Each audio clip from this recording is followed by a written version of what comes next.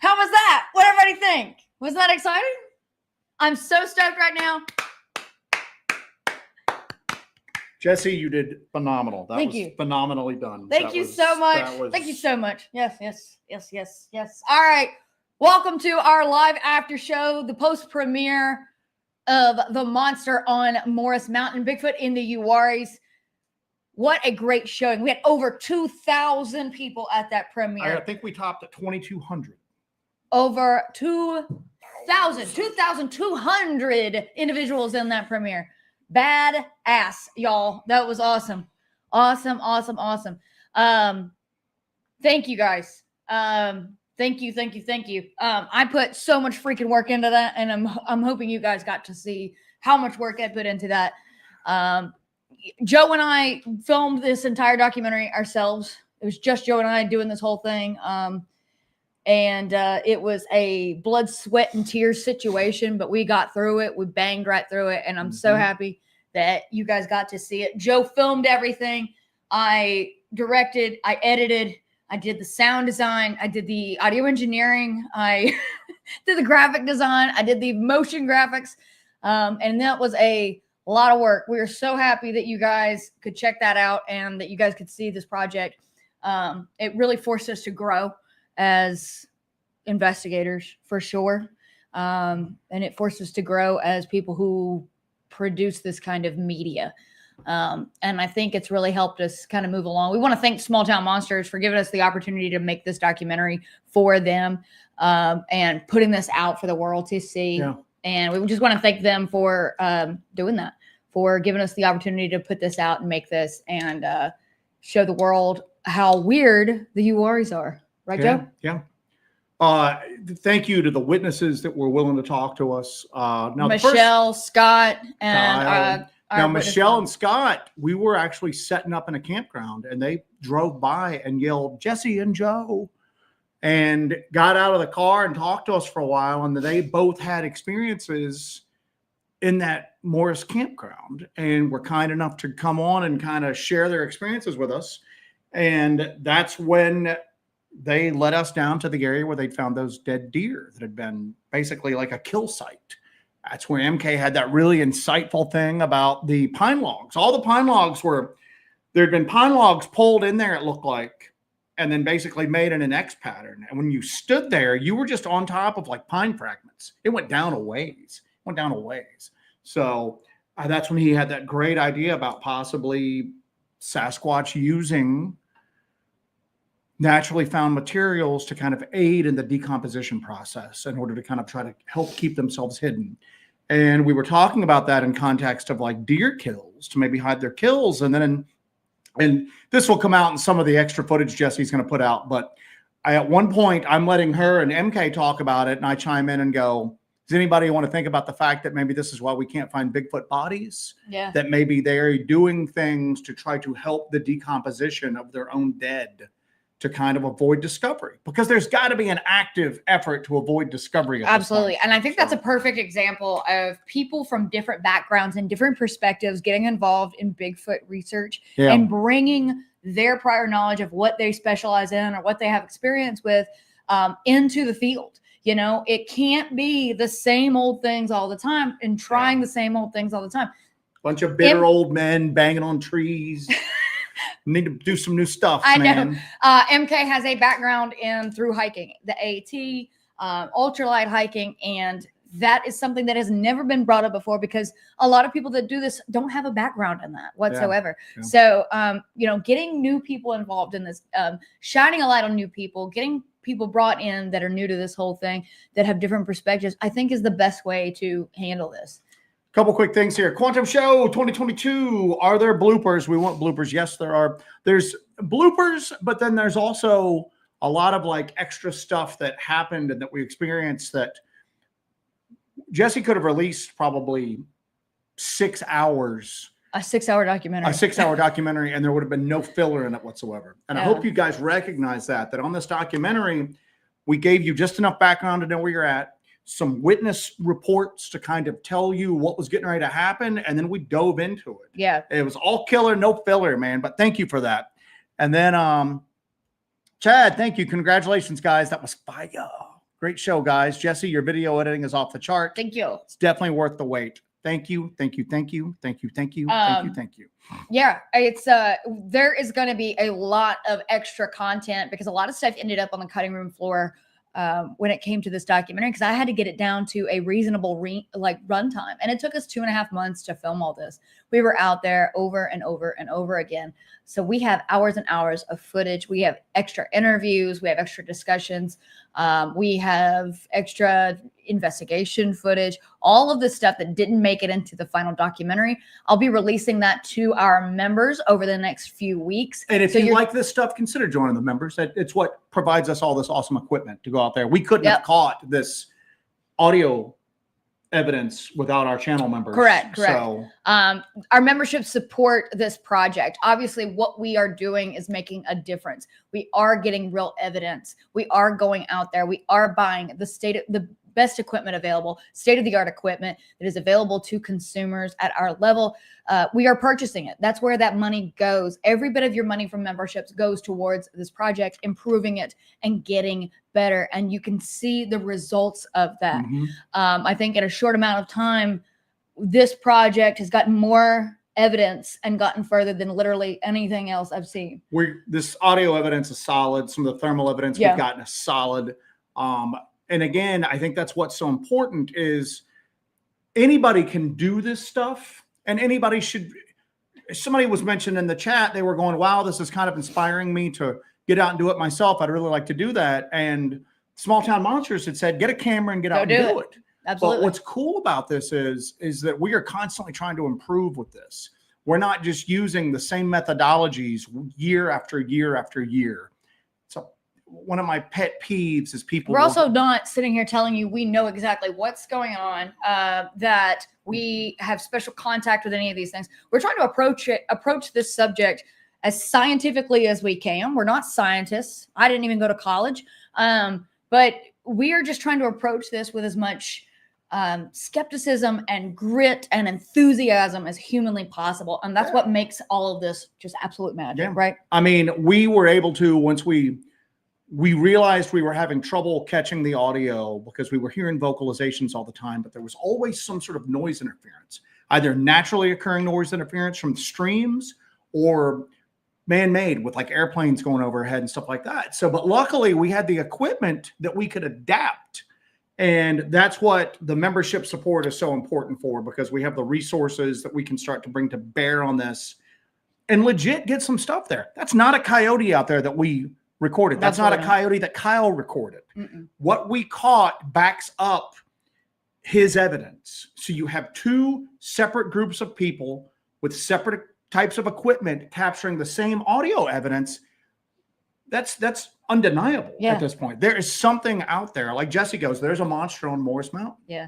And there's something out there, and we were able to. How freaking exciting is this, though? You know, we are getting this evidence, and then we can get it again. The fact that we got it and then we were able to drive around the mountain and get it again, that's repeatable at that point, correct? Absolutely. That's basically, it's repeatable. We are getting it again. It's so exciting. So a lot of that extra content, a lot of that extra footage will be released to members over the coming weeks. You're going to have unreleased, unseen, unedited on some of it, raw footage from this whole project.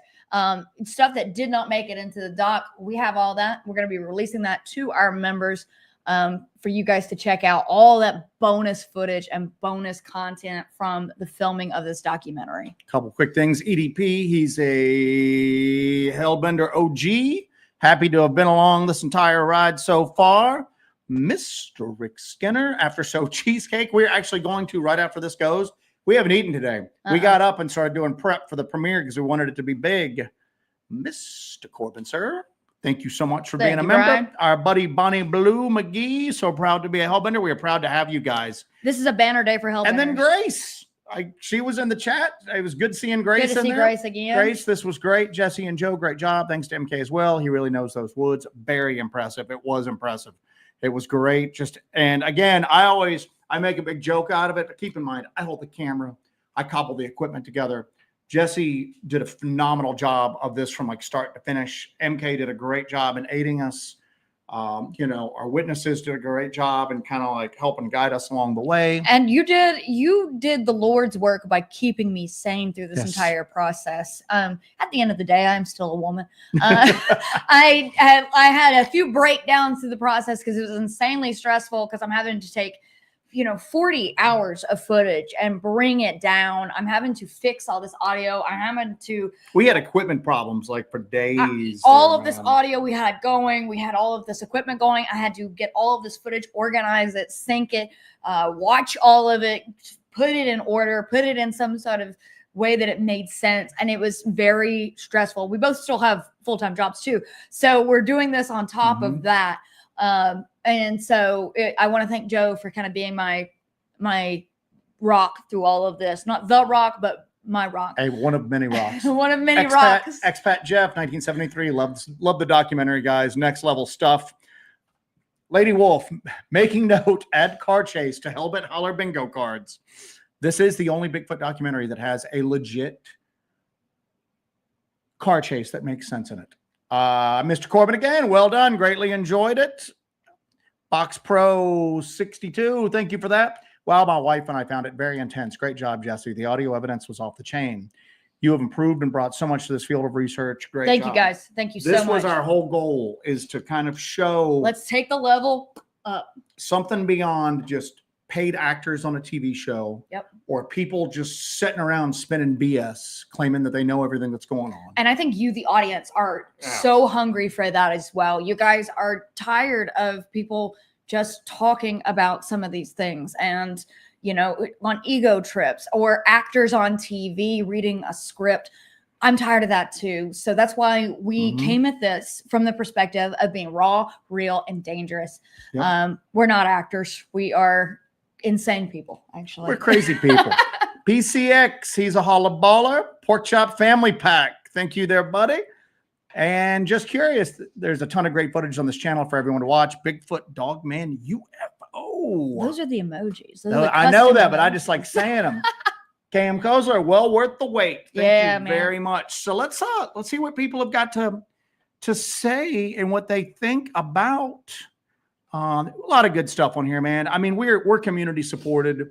We get offers to do stuff all the time that would help out being able to fund this operation, but it would take away our independence and it would kind of make us beholden to not doing that. Things other than actually getting out and investigating it. So we're staying community focused. You know what I'm saying? We're sponsored by viewers like you. Yep. Just crazy people like you are sponsoring a couple crazy people like us. We're not in the pocket of big kitty litter. Corporate Bigfoot. Big kitty litter. Scott, citizen science and boots on the ground is what's needed to advance the conversation and evidence for Bigfoot. And that is what we are trying to do. So I'm going to get down here to the bottom of the chat. The chat is flying. And as I cough here. Quantum Show, aiding decomp sounds like a funerary practice. That would be a cultural behavior. That would be something that's learned behavior that is passed on generation to generation. So that's generational learned behavior that is aiding them in staying hidden, which means that they have the ability to comprehend, we need to do this in order to keep these other things us, you know what I'm saying, from knowing that we're here for certain. That shows that a whole level, if that's what's going on, that's a whole nother kettle of fish here at this point, man. We are well beyond just the stupid forest ape that just happens to be kind of sneaky, So let's see what else we got here. Our buddy Okie, thank you for that, Okie. We appreciate it. Making cryptozoology dangerous again, baby. Crypto Castleberry says, release the 6-hour Jesse cut. That's like the Snyder cut. Oof. So the Doyle doc. Bring MK on here. I'm sure people want to. Oh, I didn't send him the link. Yeah. Let me send him the link. Sorry, MK. Documentary's done, and so is your usefulness to us. We'll see you on the flip side. Peace off. Peace out. Anyway, we're going to bring MK on with us. I think it was good for people to see MK and see him more than just that. It was nice for them to see him not on the news. Exactly right. So, all right. All right, I'm gonna. Grace says, "I know y'all are not actors, but Jesse could totally side hustle doing voiceovers. She did great on the voiceovers, man. I mean, she did phenomenal. I mean, I saw the headache that this was caused because you'll see in the bonus foot stuff that we release, we encountered weird. MK, if you're watching, I sent the link just now to your MK Ultra hiking email. So. We had the hardest time with equipment there.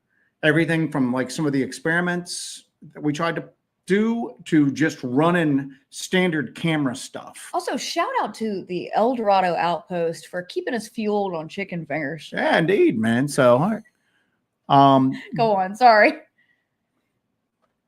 Just a lot of good stuff on here, man. I mean, and again, you guys for being our buddies 40 in Tennessee. Let's take a moment to plug. Yes. So this coming weekend, guys, you got to be ready this coming weekend in McMinnville, Tennessee. We are going to be at the Tennessee Wildman and Cryptid Con. It's going to be at the Milner Recreation Center all day long. Joe and I are going to be on stage around 12:30, I believe it is. And we're going to be giving our presentation on the Southern Sasquatch. This is a really fun event. This is our 3rd year doing this, and it is a blast every time. We're probably going to be doing this. This might be our only conference we do going forward. Yeah. It's not overly corporate. It's just a really good time. It's a fun time. You get to hang out with a lot of fun people. There's going to be multiple food trucks. And that's what I'm personally looking forward to. But we're just going to go out there. We're going to hang out with the Hellbenders, hang out with you all day. The guys do a great job organizing conferences and doing these conferences. So we're super excited about doing this. So if you are in the region of McMinnville, Tennessee or beyond, hop in the car, go out there. We'll be there next Saturday, all Saturday long. You go out there, join us, hang out with the Hellbenders. We'll talk some crap and have some fun. Grace, we're expecting you to do another 12-hour. We are not expecting. We're not expecting that, Grace. But if you show up, though, you'll be treated like a VIP. So, a couple quick things here. TPSBGBOB. It is actually what's weird about the chat today is it's showing up as their handle, not their handles, but their ats, their YouTube channel ats. That's weird. Very weird. Now there was an update with StreamYard, so that might be something that might get worked out, but their names are all kind of effed up. So if you recognize their names. What? No cameo from Thomas? Thomas is asleep. Where Thomas is our cat that occasionally pops in. Wore this. Thank you for this. Great job, guys. Very impressive. Much love from the UK. Thank you very much. Thank you. So bring MK on if you've got him on here, and we can. Oh, there he is. We'll roll. Can I do it? Go ahead. I'm all right. Well, just going through the chat. Here's what we're gonna do. We're gonna add Mr. MK. Now, what we're all gonna do here? What's going on? Hang on. Wait. Hold up. Wait a minute. Let's do this. There we go. And we're gonna remove this. It's my first day at work here. All right. There we go, guys. Did you guys announce a hootenanny while I was in the studio?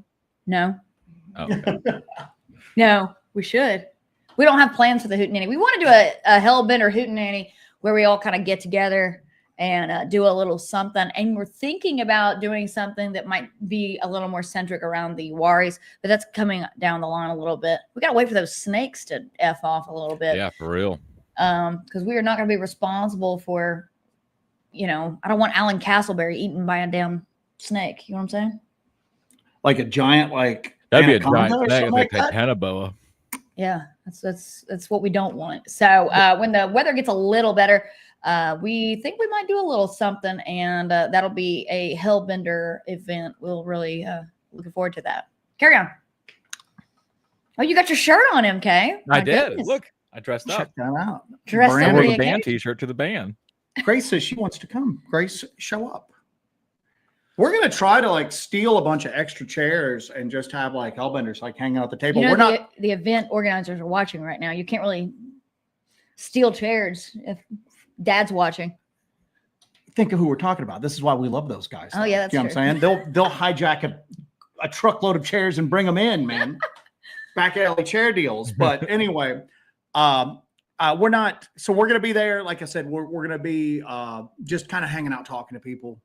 Come out if you get a chance, guys. We're going to be doing promo stuff for it all week long. MK is going to be coming. So I will be there. let MK babble for a bit. MK, why don't you tell the good folks kind of what are your thoughts, impressions? Where you at with all this? Well, I thought that this was a fabulous documentary. Like it really kept the energy. Like you captured the vibe. Like even though this was 2 months, it felt like that same energy every time we were out there. You know, like it was always like we were always moving from one spot to another. You never knew what you were going to run into, but it did feel like very oftentimes you would run into something. And you can tell by watching the doc that our types of outfits change throughout because we're there through the changing of the seasons. We were there, I guess it was the changeover from winter into spring, and then it got warm enough to where it was like hot. And then we did have to contend with the snakes, but you got to see kind of all the facets of the Uwharrie National Forest. Now, MK spent a lot of time in the Uwharries, and thanks to him, we were able to go to a lot of locations that otherwise we wouldn't have known about. Did you feel like this represented the Uwharrie National Forest and what it kind of truly is, and not this surface understanding that most people have of this place? Well, that was my main goal to get, like, when you guys were actually saying you guys were coming out here, I was like, I got to get them into like these top 3 places. Like I had a list, like I got to get them in this one spot. I got to get them over here. So, that was really fun to actually get you guys. Like I knew if you guys could get out there, like taking you guys to Coggins Mine, I like this. They're gonna love this spot, and plus with all the reports of it in that area. But I'm going to chime in every once in a while with some stuff. Ken Lucas, don't mess with that banner, Ken. Just as good watching the second time. A couple quick things here, real quick. People asking for a sequel. We'll see. Expat Jeff has a great one. Come to Ireland, guys. No snakes. That is true. We're sold. So we are Doyles. Good to we are Doyles. So yeah, they'll stop us at the airport. And then Rick goes, "We need." When MK said it's a Copperhead's dream, I chimed in on that and said Copperhead's dream was my band in college. So I think I'd already done the band in high school. I mean, it is though. It's all rocks and moisture, and it's like, Yeah. So yeah, I wanted this to be interactive with the chat too. So if you guys have questions or anything you want to chime in, I'm caught up with the chat now. H. Smith says, I appreciate that you're not out banging on trees. Funny thing about me and banging on trees, I pick the worst sticks ever when it comes to doing that. Any stick I pick up, even if it looks like a good candidate for bashing on a tree, I pick it up, whack it to a tree, and it disintegrates into nothingness. That's my thing that I always talk about is when a lot of people that do the tree knocking, they bring their own wood to the woods. Okay. Because most limbs that you find on the ground are in a various stage of decomposition. So yeah, you could break a fresh limb off, and obviously Sasquatch would be strong enough to do that. But you don't usually hear the crack of a breaking limb before a tree knock. So are they just carrying these limbs around with them? It just doesn't make sense. I don't know if it's rock. And then also they'd have to like throttle themselves, like physically. Like they could, if they can physically break a tree limb that can make that noise, and them whacking it across a tree, they have to actually throttle back on that strength. So that's why I always think it's something they're making physically with like themselves, whether it's a click or something with their chest. Get the gorilla response. Yeah, we're getting blown up with congratulatory text messages from various members of Small Town Monsters. Oh, that is awesome. Sorry, I was doing the show, and no, just let me go ahead then. I'll run the show. You guys take off. You know what? Joe's gonna do this. Me and MK, we're doing the show. Yeah. All right. So Copperhead's Dream, the greatest band of all time. I'm gonna go through the chat. That would be a great T-shirt. Just a bunch of copperheads laid out on rocks. I'm doing a new line of merch because I'm telling you, this was doing this documentary, the edit on it was just taking all of my time. That's why we kind of went, we kind of didn't put a lot of stuff out on our channel for a couple of months. And we appreciate all of our members sticking with us through that process because I do all the editing for this project and then for Hellbent Holler, of course. So Joe couldn't really get a lot of stuff out while I'm doing this. So, and I do all the merch design. I do all the graphic design. So I will be putting some new merch out soon. This kicks off season for us.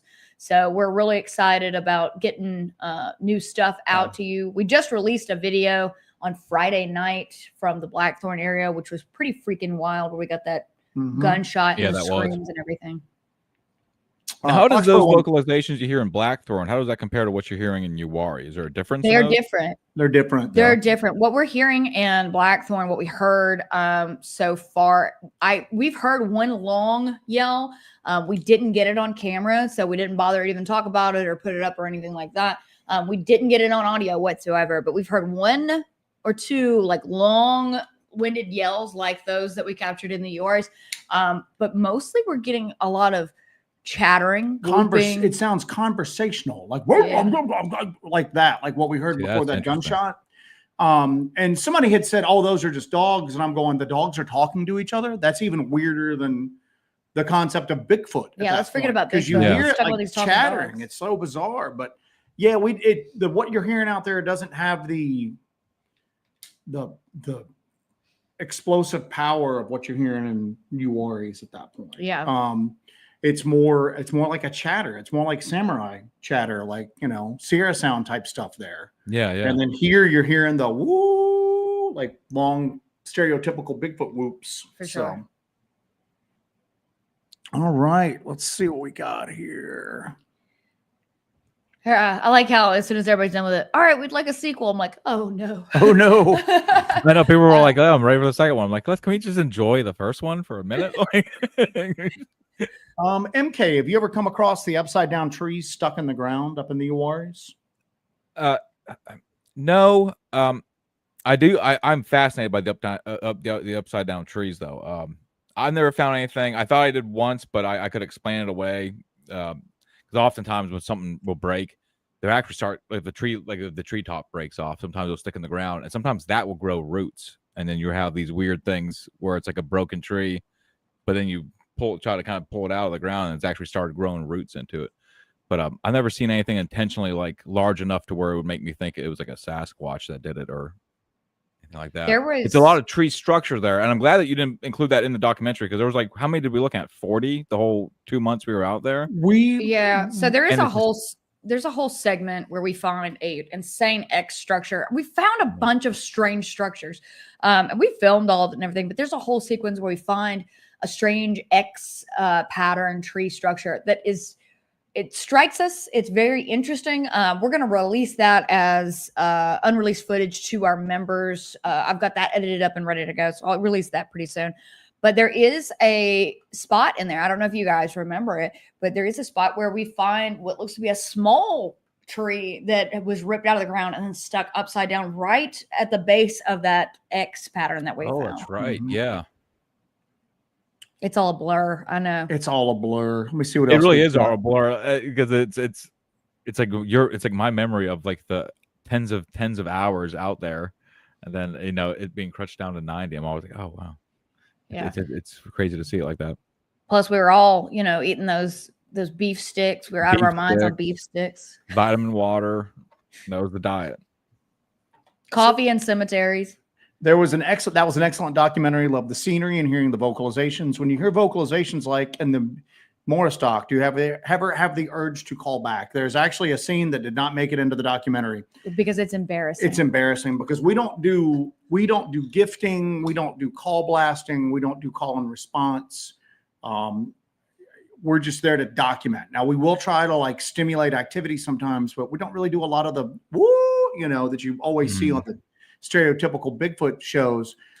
There was something coming up close to the camp that was letting out little like whoop noises, and it would move around. It was big. We could not catch it on thermal to save our lives, and it was sometimes coming up right up on the camp. I tried to whoop back.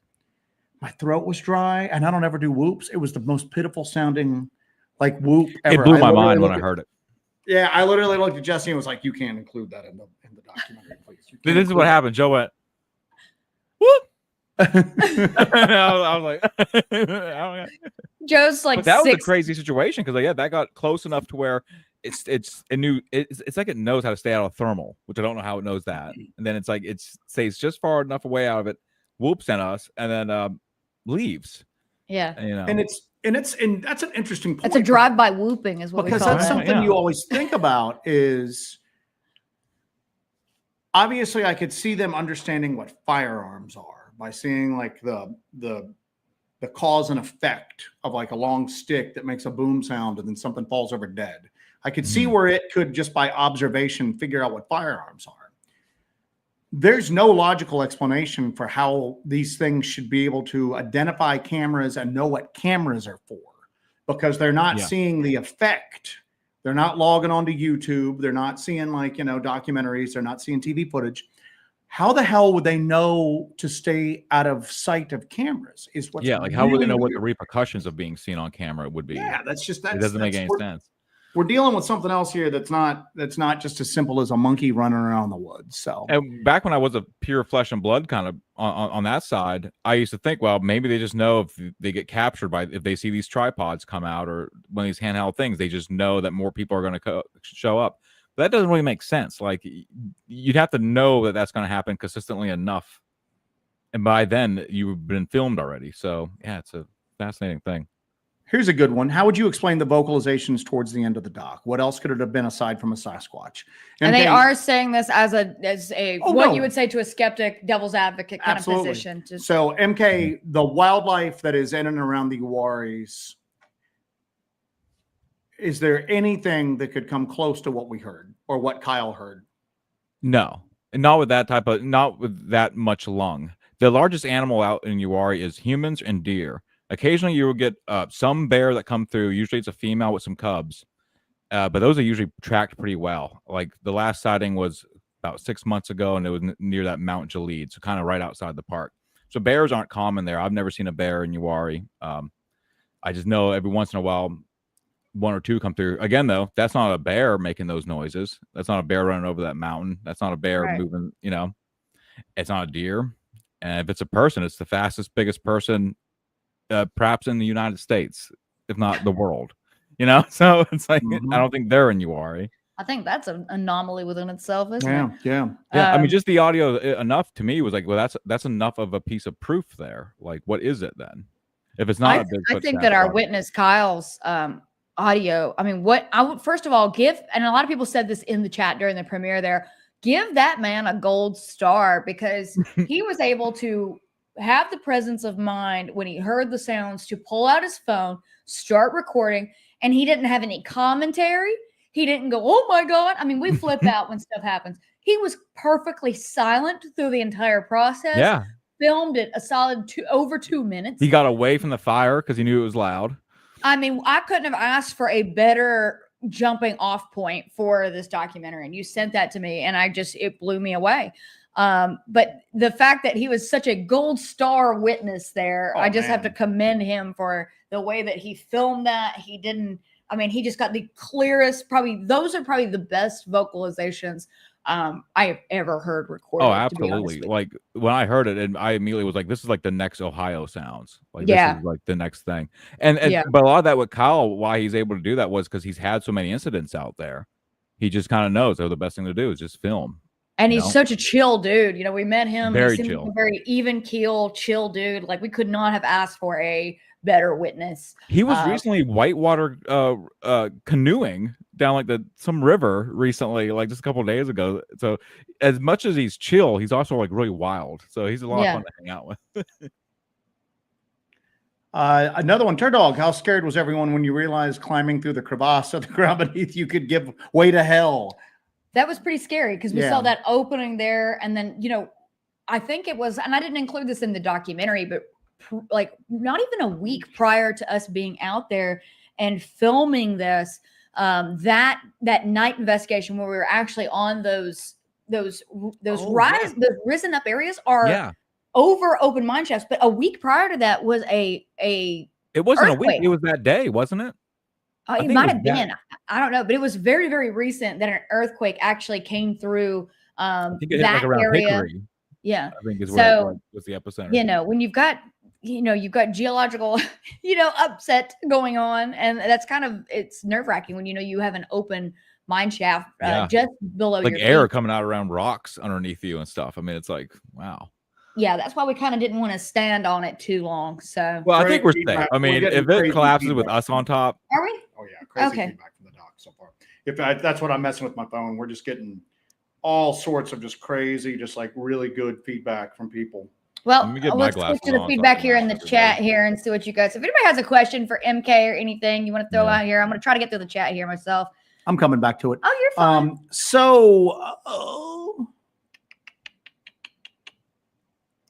People talking about Bigfoot may be sensing the IR or ultrasonic sound from the focus sensors of your cameras.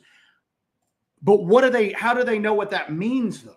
Is that you would have to see, okay, this is a device that's able to capture images, and then they take those images and they play those images back for others of their kind. And then we don't want a bunch of that kind knowing that we're out here, because that's going to lead to bad things. You're dealing with a level of like understanding.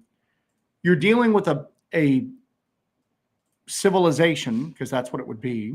You're passing knowledge from generation to generation. You're dealing with a civilization that understands technology, but then doesn't even really seem to use anything beyond the most basic and rudimentary Stone Age level of technology themselves. Yeah. That's weird. That doesn't make sense. That doesn't track with our,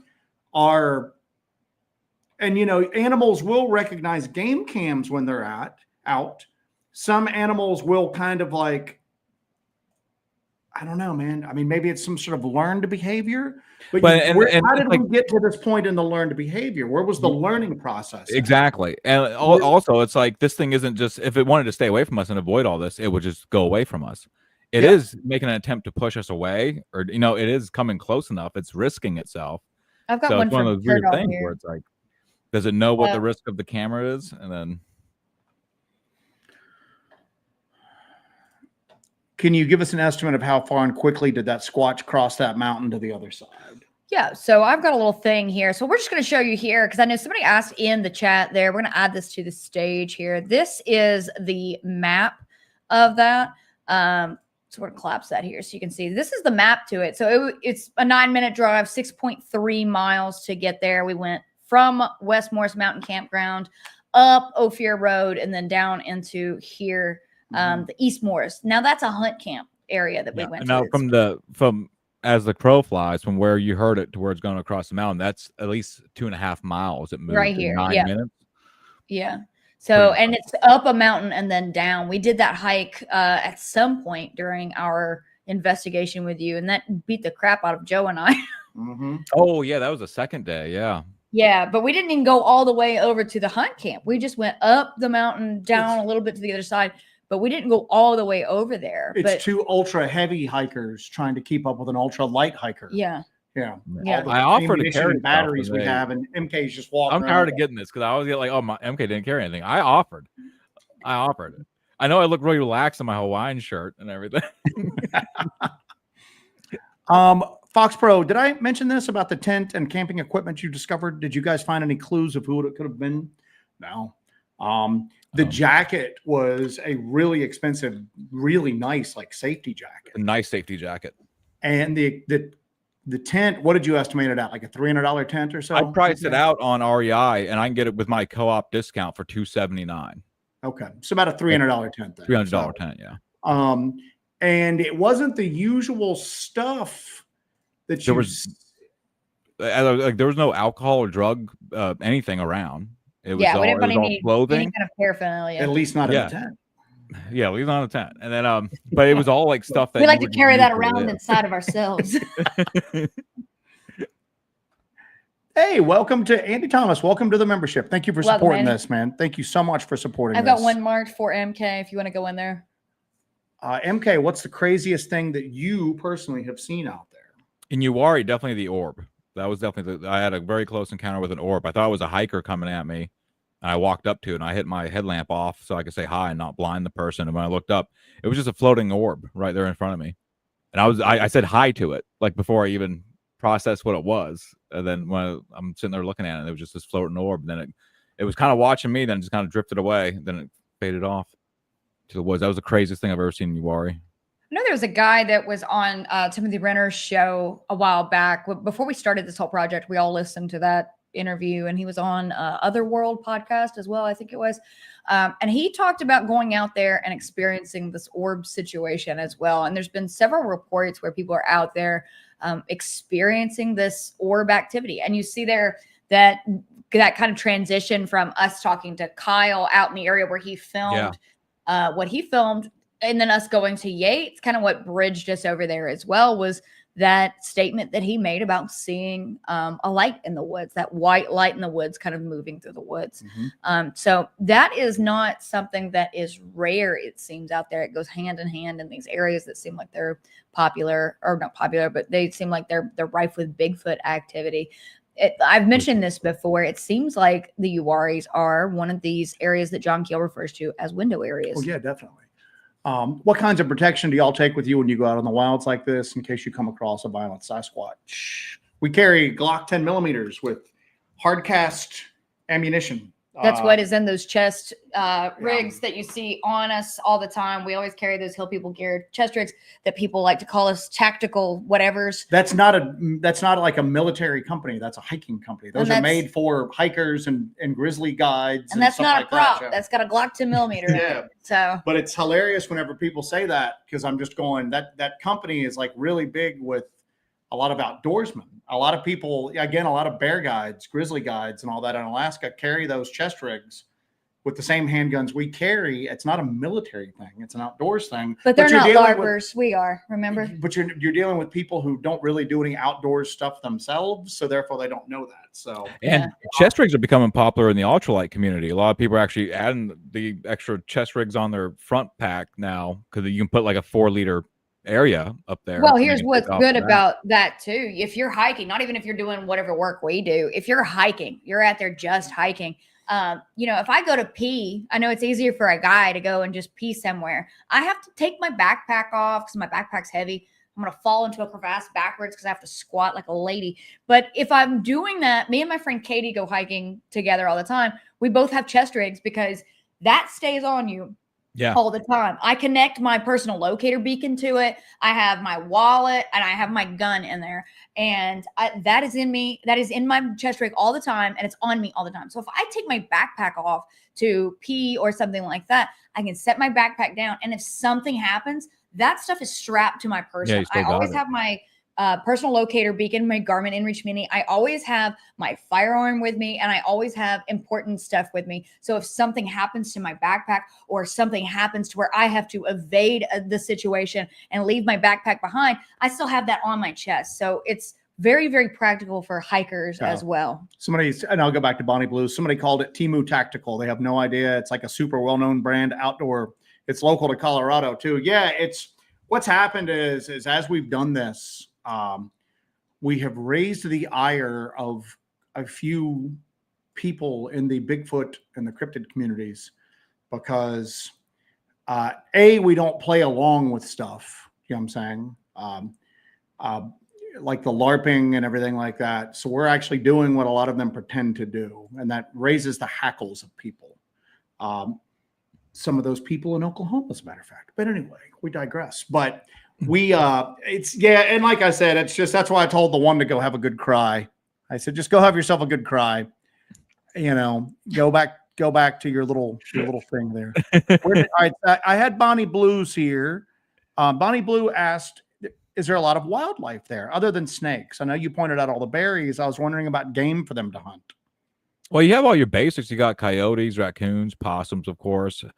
Deer is the largest of the animal. You don't see a lot of them. I've only seen maybe a dozen deer over the time. I don't know if that's because the population's low, or I don't know, or I'm just too loud walking through the woods.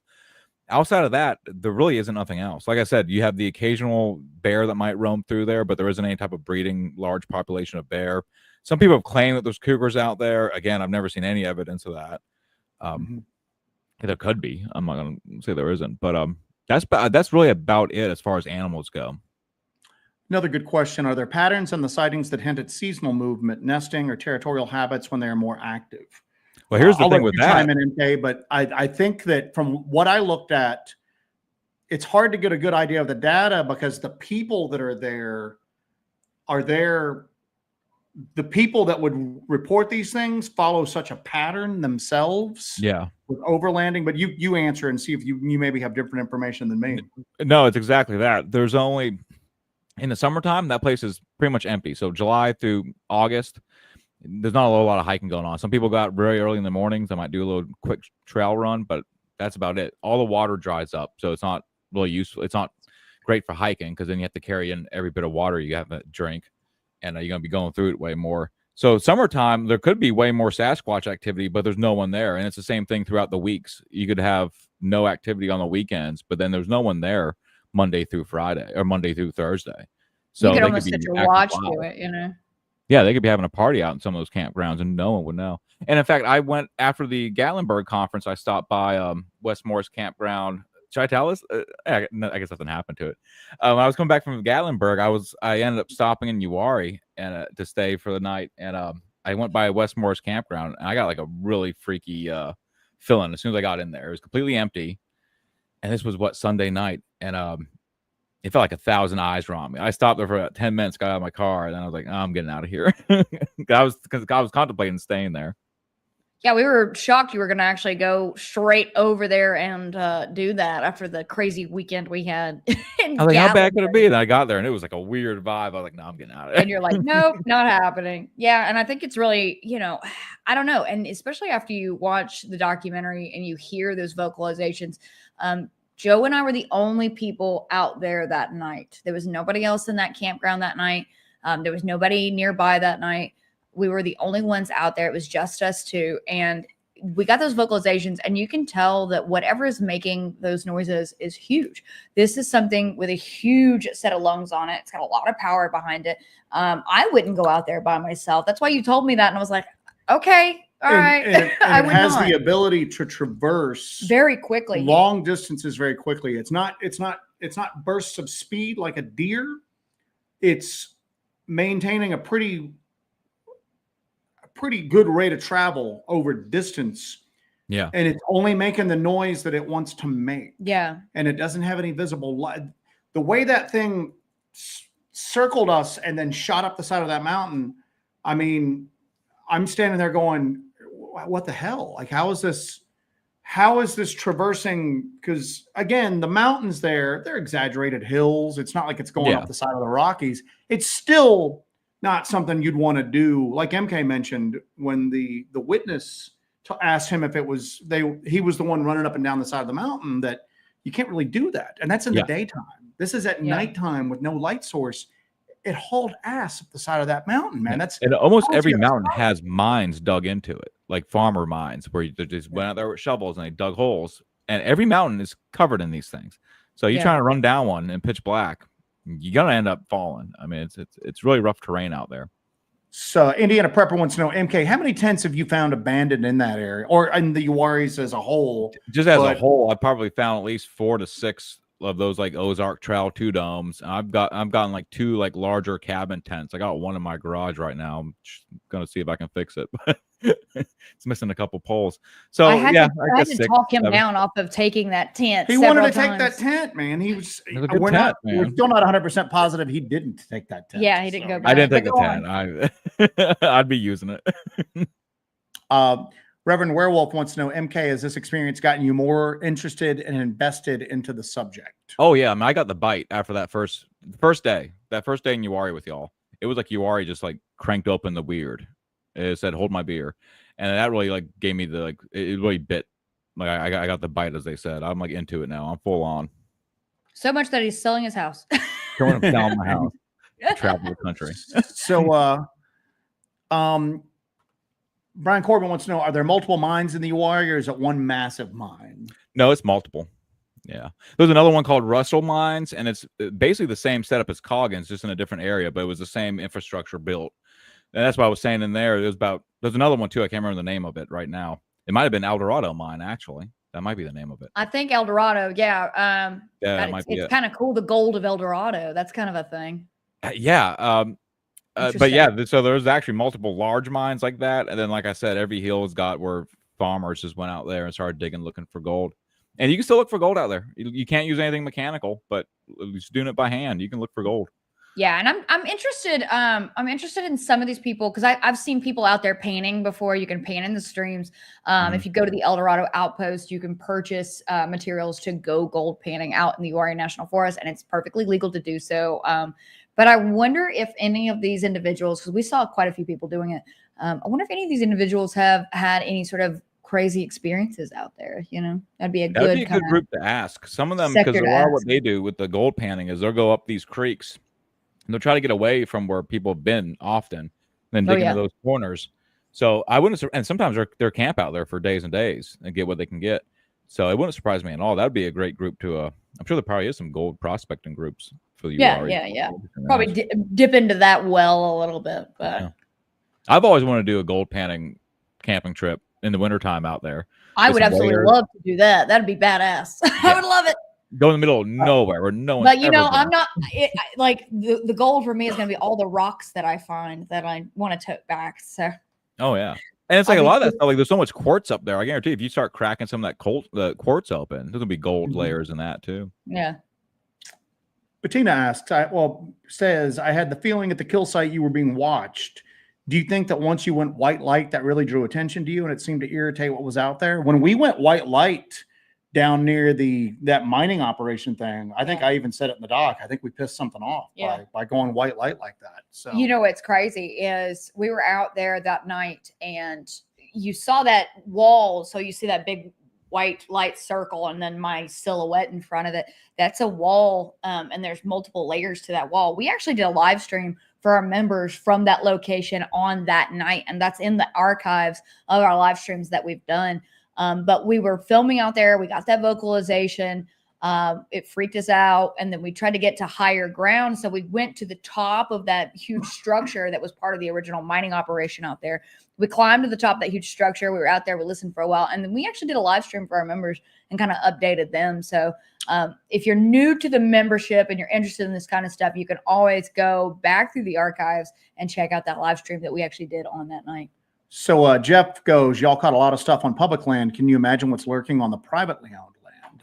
That's why the Uwharries are so deceptive, because if you just look at the acreage that's listed as far as the public land goes there, it's not that big, especially compared to some of the other really large national forests in the South. But then when you just look at like a satellite view of how much forested land is there, public and private, and the Uwharries, MK and Jesse have both mentioned that the Uwharries, I think it's the fastest growing national forest in the country. Yeah, per size. Like I think it's the smallest national forest or one of them. But as far as its growth, it's growing faster than any other national forest. They're adding a lot of like land to the public trust out there. Yeah, there's actually a trust established to purchase land from private landowners to add it into the national forest. So in fact, most of the shelters that are on the trail, they have like they have what's called Appalachian Trail style shelters, and they're just like lean-to shelters. Those are all built when they're private lands, and then when they get turned over to the national, because it's so much paperwork to make one when it's under the federal government. So they build these things, and then they get sold to the National Forest Service. That's the Uwharrie loophole. It's a loophole. We just discussed that these things obviously have figured out what cameras are, and that's, I mean, compared to that, it's nothing to realize, hey, there's certain areas of this forest that people don't go to because it's posted, no trespassing. And you don't really trespass up there, you're going to get shot. Yeah. And it would be very easy for them to understand, hey, if I need to get away from people or if I want to hide from people, these are the areas I go to because these are the areas where nobody's at. Yeah. It'd be very, and so I think the private land cutting through up through there really aids in something being able to like remain hidden and not discovered up there at this point. Yeah. And where people go is so not far off the trail. Like people don't go almost hardly anywhere off the trail. When I was looking up on, I mentioned this in the Discord, but there was a report from one of my friends. He was just traveling through the area and it was getting dark, and he's a hiker like me, so he'll just pull over and go camp somewhere if he can. He pulled over up there near the trailhead for it's called the 109 trailhead, and he hiked just like a quarter mile south. So he's like right by the road, and that's when he had a weird incident where he heard something that sounded like the Predator from the movie making that clicking noise and kind of growling at him, and he announced like, "Hey, I'm armed. If you don't get away, I'm going to use this." Then it kind of backed off. I was looking at when I went to that spot where he told me he camped at, and I looked up over a hill. There was a giant X just sitting there on top of that hill like this. Yeah, and we really didn't get into any tree structure stuff. So, guys, we're going to go about another 5 minutes. and we've got to eat. We're both Yeah, we've literally not eaten starving. today. We're so hungry. We're gonna go get some celebratory dinner. We're actually gonna go out to eat this evening instead of cooking hot pockets or eating frozen pizza. We're gonna go actually get some dinner to celebrate this because I think the premiere went awesome. I want to toot your horn here for you for a second. You can toot me a little bit, baby. Out of the freaking park. Everybody that was involved on this, Kyle being cool as hell to allow us to do that doc, and you could tell Kyle didn't want his face on camera. I had to blur. He was still. MK helped convince him to give us that interview. Yeah. Michelle and Scott were so kind to kind of give us that interview. And that really added, that's when the Uwharries kind of clicked for me. Because we just got here and there's people that recognize us. But there's people that are just already there. We run into shortly after getting there that have had their own experiences. Yeah. And then, MK was a friggin' rock star. And then you just took all of this chaos and confusion together and cobbled together. This is the best compliment I can give you is that I've already seen it a few times. Just sitting in there watching it, I kept forgetting to be in the chat because I was getting so wrapped up in what you cobbled together. Yeah. And that's a freaking compliment, man. So you did Thank you so phenomenal. Much. You did absolutely phenomenal. Thank you. And you really weaved all these different stories together to where it kind of it made something at the end where whether it was the story of the kill site.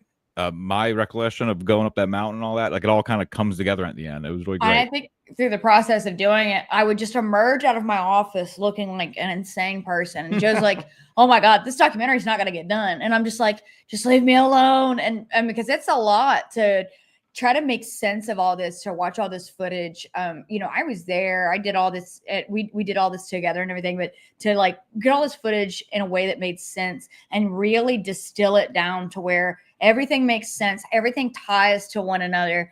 I didn't have script supervisors. I didn't have story supervisors. There's no script whatsoever. We just kind of had to go with what we had. It drove me absolutely insane. Well, it's weird because what we normally do is we do field investigations. We share field investigations with you. We had to grow. And if nothing happens on the field investigation, y'all just don't get a video. You know what I'm saying? We go out again until we run into something weird. But for this, we needed to approach. We're going, all right, we've agreed to do a documentary, but we don't know whether we're going to get anything weird or not. What's our plan B? Because we don't want to just do a witness interview. And that's part of the reason why it took so long to film, because we were running into vocalizations. We were running into weird activity. We weren't able to capture it, but we knew it was there. So we became obsessive. We were up there weekly, almost trying to get, and sometimes we'd come home and get a few hours sleep and go back to the day job. Yeah, go back to work. Yeah. And and then the moment we'd be able to break free again, we'd load up and just run up there again because we knew it was there. Yeah. And we knew that we had to get it. We had to get it. And thanks to everybody that helped out with this, we were able to get it. So we're going to wrap up, guys. We're going to pick this up tomorrow night. Yep, we do have our show tomorrow night, 7:30 p.m. Eastern, as usual. Oh, wow. So I hope you guys will join us tomorrow. Back into work as usual. Please do us a favor too. Leave a comment on the Small Town Monsters. Yeah, let them know that you want this kind of stuff. Even if it's not from us, this is what the community needs. It is. This is what the community needs: is more people out there doing it, and not just pontificating about it. Yeah, I agree. Yeah, I agree. And it's hard. It's hard to do. But we pull it out and we love doing it. We really love doing it, and it's worth it for you guys to experience it with us. I couldn't ask for anything more. The fact that I get to go out there and I get to interface with the mysteries of the universe, and then I get to make a really cool artistic representation of what we experience and what happens, and I can share that with you, the audience. I think that's the greatest gift in the world, and I can't ask for anything more. Aww. But MK, if you have any other parting words for the audience, please have those, and then we're gonna go get a bite to eat. I am getting oysters. So no, I don't really have anything. I'm gonna watch that documentary probably again here right now. Yeah, this is only my second time seeing it. I saw it that one time at gunpoint a month ago. Yeah, well, I'm gonna watch it again probably. Gotta do what you gotta do. That'd be my going away thing. All right, guys. Appreciate you guys joining us for this after show, and remember to go and comment, share the documentary with everybody you know, even people who aren't into the Bigfoot subject. I think they will find it entertaining, and I think we'll introduce them to something that is of a higher level that they can appreciate more than people running around the woods saying, "Did you hear that?" We did a lot of that through the years, but we've actually gotten to the point where we're actually getting real evidence. You can show somebody who is not into Bigfoot that there is still some mystery in the world. Let them hear those vocalizations. Let them experience that for themselves, and maybe be the gateway drug into the Bigfoot world for them. Make sure you share that, like it, subscribe everywhere. Join us tomorrow for the show. Joe and I actually put out a video on Friday. Make sure you watch that. It's a wacky one as well. But yeah, season has officially begun. Hellbent Holler is out the gates. Is this going to be the year that we get that smoking gun, baby? It could be. Who knows? I think we're seeing a few Get little more smoking Zagnut bars. Let's do it. little smoking pistolas right now is what we've got going on right now. So we'll see. But we appreciate you all. We're gonna go get a bite to eat. And thank you guys so much for joining us for the premiere and the after show. Joseph? If you've got questions, comments, anything like that about the documentary, save them for tomorrow night. Tomorrow night at 7:30 p.m. We're going to jump back into it. We're going to do the regular show. Yep. We'll talk about all of this and more. All right. Good night, everybody. MK, stay on here for a half a second. We're going to end this stream, and then we'll chat with you, and then we're going to go get some oysters. All right, guys. Thank you so much. Good night, Take care of everybody. yourselves and take care of each other.